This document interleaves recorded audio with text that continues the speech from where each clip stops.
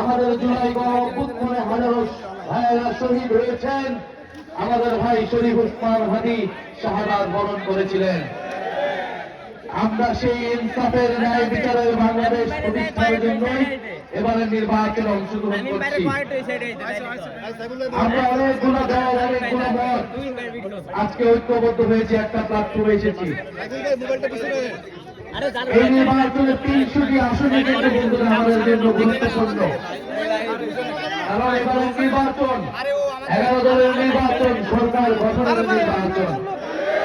ফলে সরকার গঠনের জন্য 300টি আসনে আমাদেরকে সমানভাবে গুরুত্ব দিতে হবে।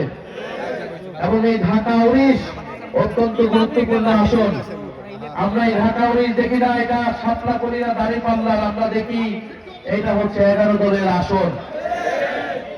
এবং আপনারা জানেন এই সারা আশুলিয়ায় জুলাই গণঅভ্যুত্থানের সময় এই অত্র এলাকার মানুষের, এই জাহাঙ্গীরনগর বিশ্ববিদ্যালয় ও আশেপাশের শিক্ষা প্রতিষ্ঠানের ছাত্রছাত্রী ভাই বোনদের কি ঐতিহাসিক ভূমিকা ছিল।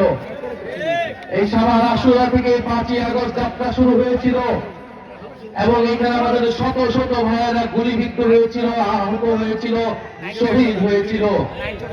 আমরা জুলাই গণঅভ্যুত্থানের অন্যতম হটস্পট এই সাভার ইনশাল্লাহ 11 দলের পক্ষে থাকবে এই সাভারের রায়। আপনারা সেটার জন্য প্রস্তুত আছেন তো?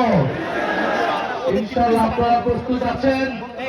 আমরা দেখতে পাচ্ছি সারা বাংলাদেশেই জনগণ যদি আবার সংসদে আবার ঋণ খেলাপিরা যায়, আবার ভূমিদস্যুরা সংসদে যায়, আবার বিদেশি নাগরিকত্ব যাদের রয়েছে তারাই যদি সংসদে যায়, তাহলে এই বাংলাদেশের কোনো পরিবর্তন হবে না।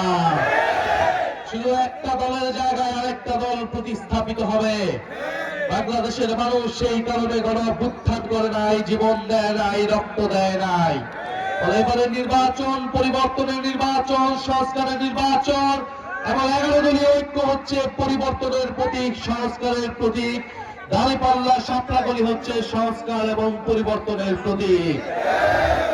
ফলে প্রিয় ভাইয়েরা বোনেরা, আপনারা জানি এই ঢাকা 19 আসনে